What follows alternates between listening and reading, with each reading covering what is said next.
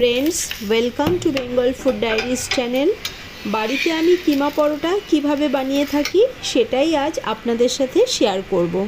Video শেষ পর্যন্ত দেখবেন, আশা রাখছি আপনাদের ভালোই লাগবে।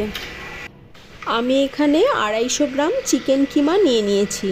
এখন এর মধ্যে দিয়ে দেব নুন, ব্ল্যাক পেপার, সামান্য হলুদ গুঁড়ো, রেড চিলি পাউডার, আদা রসুন পেস্ট দিলাম, হাফ পাতিলেবুর রস দিয়ে দিচ্ছি।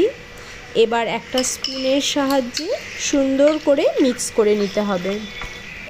ওভেনে প্যান বসিয়ে গরম হলে 1 টিস্পুন ভেজিটেবল অয়েল দিয়ে দেব। অয়েল গরম হলে দিয়ে দেব মেখে রাখা চিকেন কিমা। কিছুক্ষণ নাড়াচাড়া করে ঢাকা দিয়ে দিতে হবে। এই সময় অবশ্য ফ্লেম মিডিয়ামে রেখে কাজটা করতে হবে। কয়েকবার ঢাকা খুলে নাড়াচাড়া করে দিয়েছি।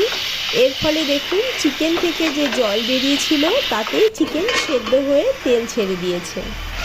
এই সময় দিয়ে দেব কেটে রাখা ক্যাপসিকাম, পেঁয়াজ ও কাঁচা লঙ্কা কুচি। তারপর মিনিট 2 নাড়াচাড়া করতে হবে। এবার লেবুর রস দিয়ে দিলাম। শেষে ধনেপাতা কুচি দিয়ে মিশিয়ে দিলেই তৈরি হয়ে গেল পরোটার জন্য স্টাফিং। একটা বলে নিয়ে নেব আটা। এবার নুন ও 2 টেবিল স্পুন ভেজিটেবল অয়েল দিয়ে সুন্দর করে ময়ম করে তারপর অল্প অল্প জল দিয়ে মেখে এরকম একটা ডো বানিয়ে নেব। পরোটার জন্য লেচি কেটে নিয়ে তারপর কিমা পরোটা কিভাবে বানাচ্ছি দেখিয়ে দেব।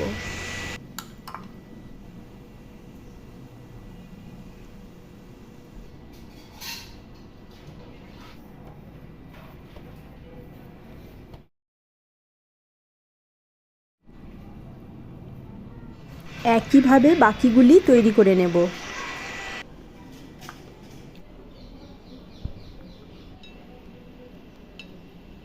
পরোটা ভাজার জন্য আমি ঘিয়ের ব্যবহার করেছি। আপনারা চাইলে সাদা তেল দিয়েও ভাজার কাজটা করতে পারেন। আমার এই কিমা পরোটা আপনার কাছে কেমন লেগেছে আমাকে কমেন্ট করে জানাবেন। চ্যানেলে নতুন বন্ধু হলে চ্যানেলটিকে সাবস্ক্রাইব করে আমাকে সাপোর্ট করবেন। আবার দেখা হবে নেক্সট পর্বে। ভালো থাকবেন, সাথে থাকবেন।